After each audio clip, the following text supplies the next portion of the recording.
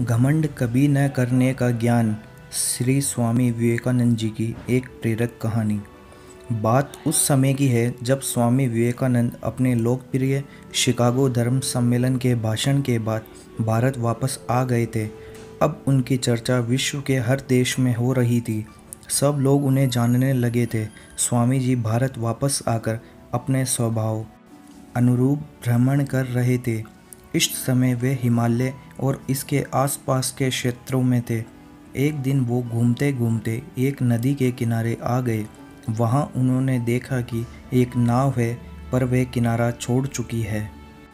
तब वे नाव के वापस आने के इंतज़ार में वहीं किनारे पर बैठ गए। एक साधु वहाँ से गुजर रहा था। साधु ने स्वामी जी को वहाँ अकेला बैठा देखा तो वह स्वामी जी के पास गया और उनसे पूछा, तुम यहाँ क्यों बैठे हुए हो? स्वामी जी ने जवाब दिया, मैं यहाँ नाव का इंतज़ार कर रहा हूँ। साधु ने फिर पूछा, तुम्हारा नाम क्या है? स्वामी जी ने कहा, मैं विवेकानंद हूँ।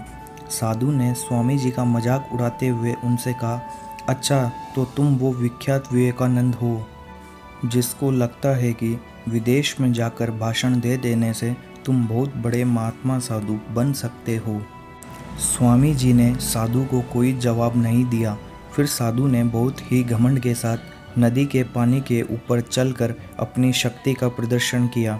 कुछ दूर तक चलने के बाद साधु ने स्वामी जी से कहा, क्या तुम मेरी तरह पानी पर पैदल चलकर इस नदी को पार कर सकते हो?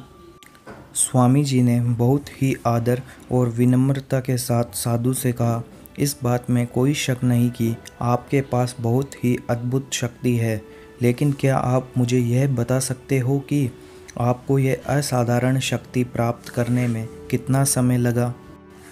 बहुत ही अभिमान के साथ साधु ने जवाब दिया, यह बहुत ही कठिन कार्य था। मैंने 20 सालों की कठिन तपस्या और साधना के बाद यह महान शक्ति प्राप्त की है। साधु का यह बताने का अंदाज बहुत ही अहंकार भरा था।